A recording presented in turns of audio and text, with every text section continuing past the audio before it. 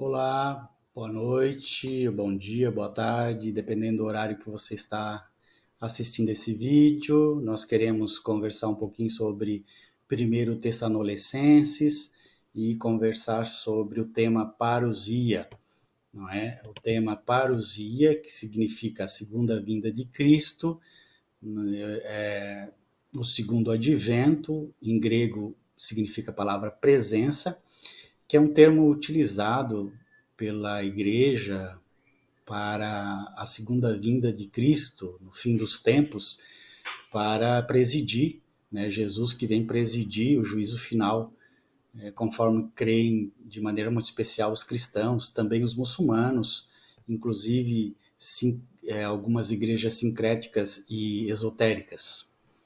É importante a gente lembrar que Paulo, logo que chega a Tessalônica, ele é expulso e vai para Bereia, e depois vai para Atenas, e depois vai para Corinto. Enquanto Paulo está em Corinto, há uma discussão lá em Tessalônica a respeito dos mortos e também a respeito de algumas pessoas que andaram fazendo pecado e eram cristãos, né? E então Paulo precisa responder esses mal-entendidos e essas dificuldades. Por isso Timóteo ele escreve e Paulo manda uma resposta fazendo algumas instruções que estão nos 5 primeiros capítulos do 1 Tessalonicenses. É importante a gente entender que o 1 Tessalonicenses é a primeira, é a epístola, a 1 e 2, né, Tessalonicenses, e o 1 Tessalonicenses é o 13º livro do Novo Testamento da Bíblia. Foi uma das primeiras cartas de Paulo, ele teve a ajuda aí de Silas e Timóteo, redigiu aos cristãos da cidade, claro, de Tessalônica. Na época, essa cidade pertencia à província de Macedônia, no Império Romano. De acordo com a maioria dos eruditos, dos estudiosos, dos teólogos, ela foi a segunda epístola, a segunda carta escrita pelo apóstolo Paulo, porque Gálatas parece que foi a primeira. É importante também a gente lembrar que a intenção de Paulo ao escrever essa carta, as duas cartas, né, 1 e 2 Tessalonicenses, é mostrar um Jesus todo transformado, todo glorificado, todo divinizado. Paulo não se importa nem um pouquinho de relatar um Jesus histórico, um Jesus que nasceu de Maria, Jesus de Nazaré, filho de carpinteiro, José, que trabalhou com o pai, que comeu, que bebeu, que tinha amigos, que foi no banheiro, que fez xixi, que fez cocô, que ria, que conversava, que chorava.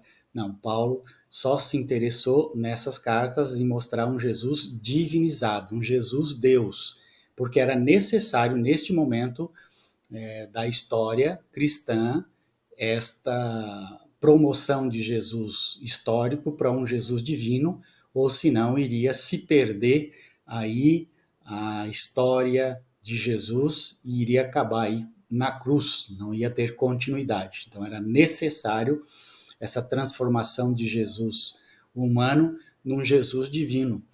Então, Jesus se torna um Deus, né, como César tinha cunhado na sua moeda, dizendo que ele era Deus, né? Paulo também toma essas ideias, essa compreensão e também torna Jesus como se fosse um humano Deus. César pode ser humano Deus, Jesus também pode ser um humano Deus. E aí Paulo constrói uma narrativa mitológica, transformando Jesus em divino, em Deus, e fala para os ricos que estão lá em Tessalônica, uma cidade muito grande, um espaço urbano, onde existiam os ricos em Tessalônica.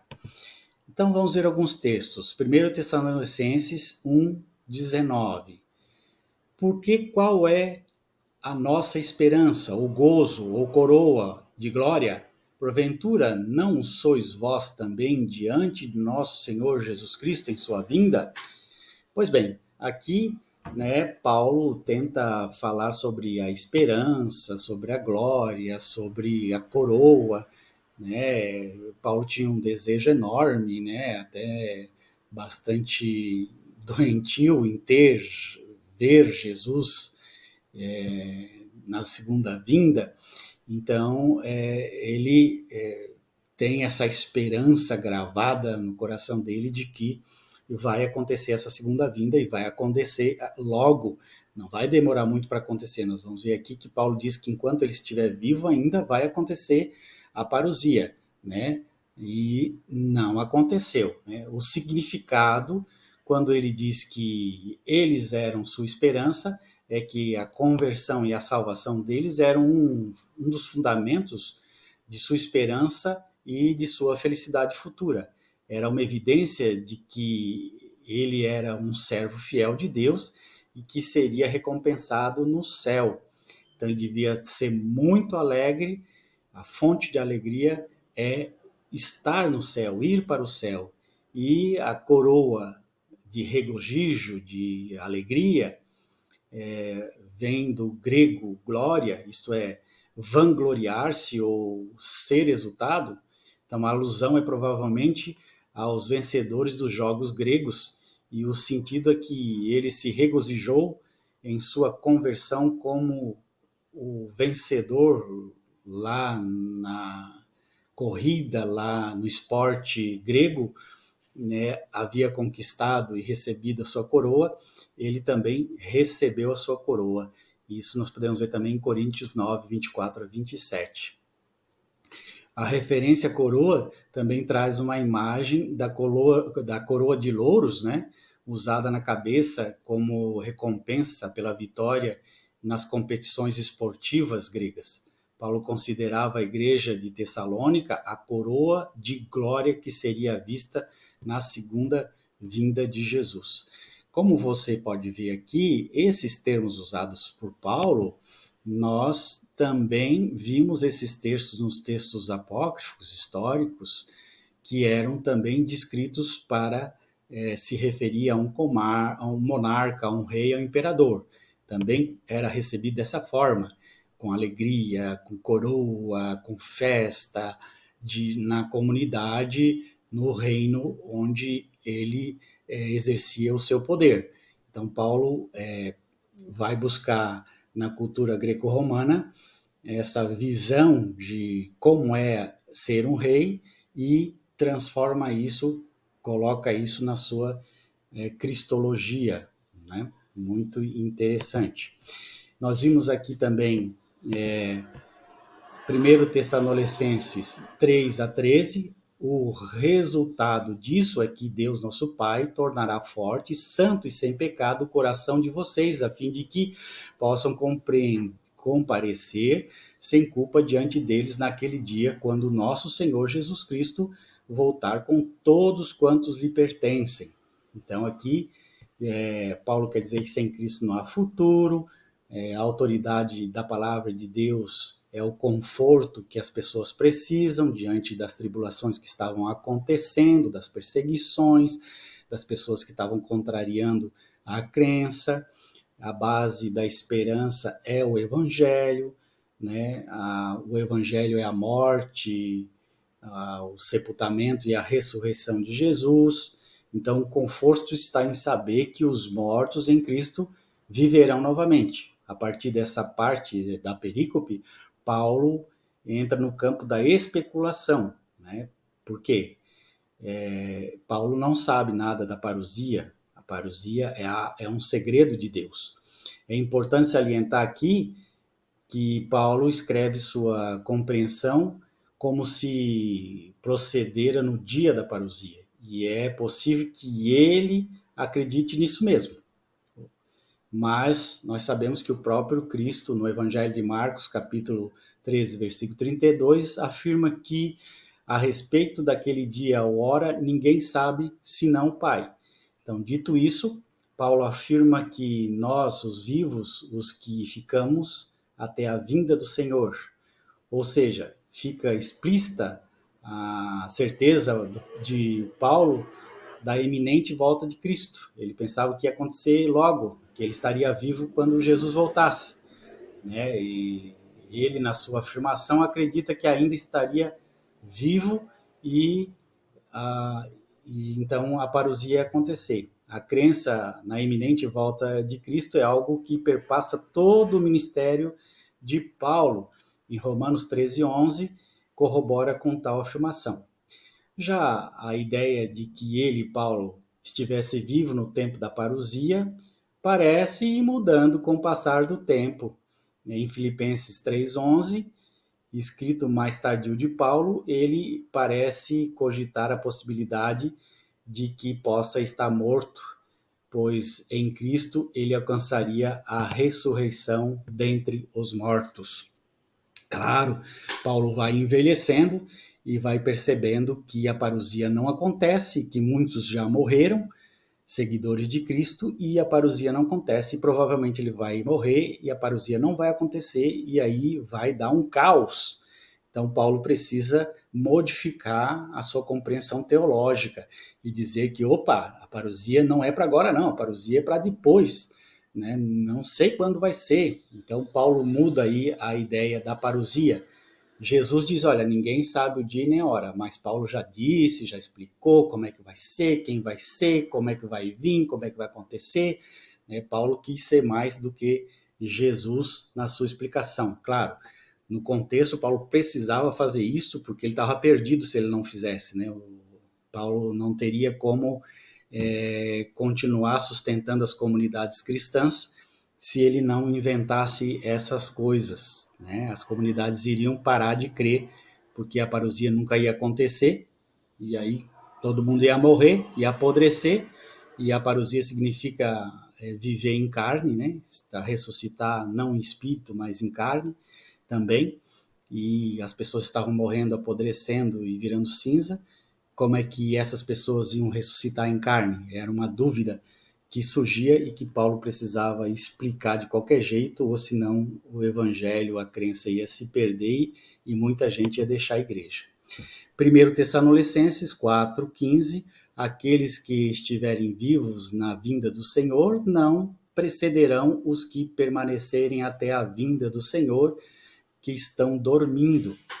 Então, Paulo aqui ele escreve a parousia, né? Jesus daria uma ordem, a voz do anjo, ressoada a trombeta, descida de Cristo dos céus, os mortos em Cristo vão ressuscitar, junto com os vivos seriam arrebatados entre as nuvens. Esta seria a compreensão e crença do apóstolo Paulo sobre a parousia. Pode-se até se discutir se Paulo estaria aqui tentando mesmo descrever algum aspecto do processo do tempo da parousia. É plausível entender que ele realmente compreendesse tal descrição na literalidade. É uma herança apocalíptica judaica. Daniel 7:13, por exemplo, menciona o Filho do Homem que vinha com as nuvens do céu. Marcos 13 é um texto extremamente apocalíptico. Interpretando este texto na sua literalidade ou na sua forma simbólica, é preciso aceitar que é especulação sobre algo que não tem autonomia de decisão. Paulo está especulando. Só cabe a Deus, né? Como o próprio Paulo diz em 1 Coríntios 13:12. Agora vemos em espelho obscuramente, mas logo veremos face a face. Muito bem, nós podemos ver em 1 Tessalonicenses 16-17, não é? Um texto muito importante que fala assim, 1 Tessalonicenses 4:16-17. Pois dada a ordem com a voz do arcanjo e o ressoar da trombeta de Deus, o próprio Senhor descerá do céu e os mortos em Cristo ressuscitarão primeiro. Depois nós, os que ficamos vivos, seremos arrebatados juntamente com eles nas nuvens a encontrar o Senhor nos ares e assim estaremos sempre com o Senhor. Então vimos aí que Paulo fala que ele ainda vai estar vivo, né? Depois nós, os que ficamos vivos, seremos arrebatados.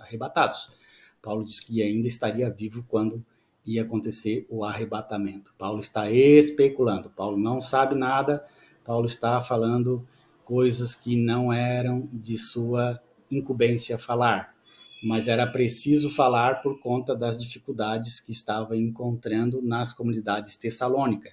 Como já disse, muita gente morrendo, muita gente sendo enterrada, muita gente apodrecendo, e ficava a dúvida, como é que esse povo iria ressuscitar em carne e espírito se estavam apodrecendo? Então Paulo precisava dar uma resposta a isso, e por isso ele faz todo esse malabarismo teológico para responder, né?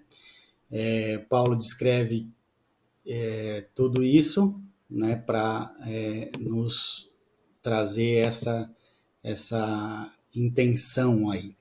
Mas veja bem, os textos de Paulo também são usados com significado de recepção formal de um rei ou de um representante quando visita uma cidade. Isso eu já falei.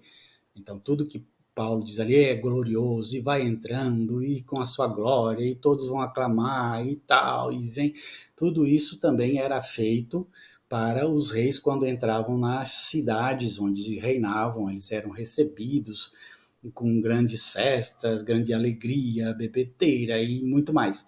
E aí Paulo também descreve Jesus Cristo, a vinda dele, como algo glorioso, algo muito grande, né? Glorioso era mostrar que a pessoa era importante, não tinha nada a ver com Deus, né? A palavra depois ficou só usada para expressar a glória de Deus, mas eu posso dizer, oh, esse cara é glorioso, esse cara é um vitorioso, significa a mesma coisa, né? Muito bem.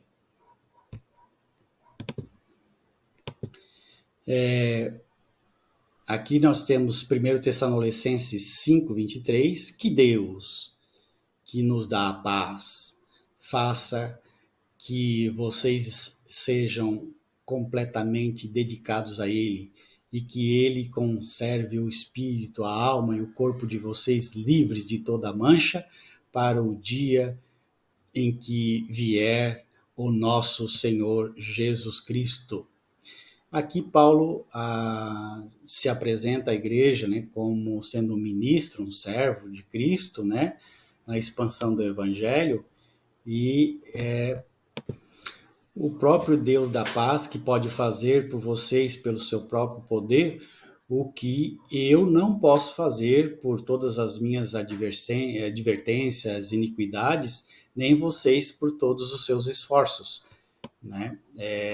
Romanos 16:20 e Hebreus 13:20. Ou seja, guardá-lo de todo o mal e dar-lhe tudo que é bom. Vos santifique, porque a santidade é a condição necessária para a paz. Filipenses 4:6-9. Em tudo, de modo que você seja perfeito em todos os aspectos. E o todo refere-se ao homem em sua totalidade, como originalmente projetado, um ideal que deve ser alcançado pelo crente glorificado. Todos os três, espírito, alma e corpo, cada um em seu devido lugar, constituem um homem inteiro. O espírito liga o homem às inteligências superiores do céu e é a parte mais elevada do homem que é receptivo ao espírito vivificador, em 1 Coríntios 15:47. No não espiritual, o espírito está tão afundado sob a sua alma animal, que tal é denominado animal, tendo apenas o corpo que ordena a matéria e a alma a essência imaterial. Nós vimos aí também que no último dia o incrédulo ressuscitará com um corpo animal, animado pela alma, mas não como o crente com um corpo espiritual, dotado de espírito, como o de Cristo, em Romanos 8:11. Irrepreensíveis ter atingido perfeitamente o fim moral, ou seja, ser um homem maduro. Muito bem. Aí nós temos 1 Coríntios de 5 a 23, mas cada um por sua ordem. 1 Coríntios 3, 5, 23, mas cada um por sua ordem, Cristo as primícias e depois os que são de Cristo na sua vinda. Paulo tentando explicar aqui, olha, como é que vai ser a parousia? Cada um por sua ordem. Cristo primeiro, depois aqueles que esperaram em Cristo. Paulo está falando de algo que ele não sabe, nem Cristo sabe, só o Pai sabe, o próprio Cristo disse. E aqui nós temos alguns textos do 2 Tessalonicenses, esse capítulo 2, versículo 1. Ora, irmãos, rogamo-vos pela vinda do nosso Senhor Jesus Cristo e pela nossa reunião com Ele. Então, aqui Paulo fala dessa segunda vinda de novo, dizendo que vai ter uma reunião com Cristo e não fala muito detalhadamente sobre o que vai ser ou o que vai acontecer nessa reunião. Segundo Tessalonicenses 2:8, então será revelado o iníquo a quem o Senhor desfará pelo sopro de sua boca e aniquilará pelo esplendor da sua vinda. Aqui Paulo está se referindo, né, aos que estavam duvidando da fé, aos que não estavam acreditando em Paulo, aos que estavam colocando minhoca na cabeça dos cristãos. E aí Paulo ficava muito chateado, muito bravo, muito irado e precisava escrever esses textos aqui. Olha, vocês, os iníquos, aqueles que não acreditam, aqueles que não vivem a palavra, a moral cristã, esse só com um sopro Jesus vai aniquilar com o esplendor da sua vinda. Então parece uma coisa vingativa de Paulo aqui, porque estava com raiva dos outros pensares livres que tinha na época. Só a ideia dele é que valeria. E acredita-se que a primeira epístola dos Tessalonicenses seja a primeira de Paulo, nós já falamos isso, né? E pode ser o livro mais velho do Novo Testamento. Aqui nós temos o texto, né? Bem grande, 1 Tessalonicenses de 13 a 18. Vamos ver o que diz esse texto. Primeiro versículo, né? Já nesse primeiro versículo, onde diz assim: não quero, porém, irmãos, que sejais ignorantes acerca dos que já dormem, para que não vos entristeçais com os demais que não têm esperança. Então, nesse primeiro versículo dessa perícope, é possível a gente perceber a provável inquietação mencionada anteriormente, né? Como é que é esse negócio da morte? Todo mundo está inquieto, quer saber. E aí Paulo chama as pessoas de ignorante, aquelas que estão duvidando. Então, ter dúvida para Paulo é ser ignorante e tolo, né? Olha, para de ser ignorante, vocês não entendem, vocês não compreendem? Ora, ora, ora, ora. E aí Paulo tenta fazer um malabarismo para explicar. É totalmente possível e até indispensável pressupor que Paulo, em sua evangelização na cidade de Salônica, tenha pregado sobre a morte e ressurreição de Cristo. Uma das consequências dessa mensagem é a dádiva da vida eterna concedida gratuitamente por Cristo, né? E aqueles que nele creem. Parece que com a morte dos membros da comunidade surgiram questionamentos dessas pessoas, se elas vão receber o benefício da ressurreição depois da morte ou se não receberiam na parousia. Paulo já inicia sua reflexão apontando para a esperança. É preciso conhecer, sim, a promessa de Cristo. Não sejais ignorantes, mas é preciso principalmente crer nessa promessa que traz esperança. Inclusive se contrapõe à crença de que a morte física seria o final de tudo, o que traria um sentimento de angústia e de tristeza. Um detalhe interessante nesse versículo, e em outros dois momentos da perícope, é que Paulo, quando faz referência às pessoas que já morreram, utiliza, por exemplo, a palavra adormeceram. Isto mostra um viés pastoral da mensagem de Paulo. Quer dizer, Paulo tenta aí dar uma desculpa, né? As pessoas morreram e a parousia não aconteceu, como é que vai ser? Ah, não, não. Quem morre vai para o túmulo e vira cinza, apodrece. E quem dorme está dormindo. Então Paulo precisava inventar alguma coisa e disse que as pessoas estavam dormindo.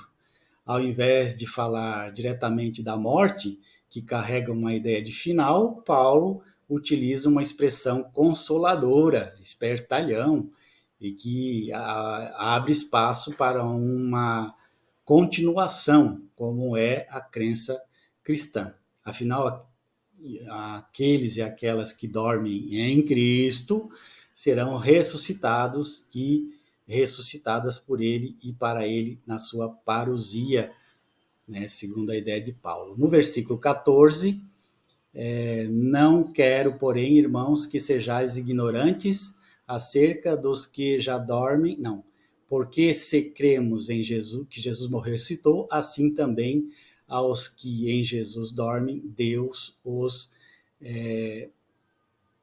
tornará a fazer com eles. Então, aqui o apóstolo reforça a mensagem da morte e ressurreição de Jesus e a necessidade da comunidade de crer no que ele fala, crer na ressurreição de Cristo, e é o que permite crer que as pessoas estão dormindo. Quem já morreu serão ressuscitados e ressuscitadas em Cristo. E no versículo 15, dizemos-vos, pois isto, pela palavra do Senhor, que nós, os que ficamos vivos para a vinda do Senhor, não precederemos aos que dormem. Então, a partir dessa parte da perícope, Paulo entra no campo da especulação de como será o dia da parousia. É importante salientar aqui que, mesmo que Paulo descreva essa compreensão de como se procederá o dia da parousia, e é possível que ele acredite, isso não é o que nós vemos no Marcos 13:32, onde Jesus afirma que a respeito daquele dia ou daquela hora, ninguém sabe senão o Pai, né? Então aí continua os textos bíblicos, né, de 16 a 17, você pode ler aí. Paulo descreve que na parousia Jesus dará a ordem, a voz do anjo, a trombeta vai soar, vai descer Cristo e os mortos vão ressurgir e juntos com os vivos seriam arrebatados nas nuvens. Então você vê que os textos são escritos pela conveniência do momento, sempre por uma motivação de intriga, de briga, de discussão, de problemática, é que os textos são levantados e são escritos para aplacar as dúvidas das comunidades.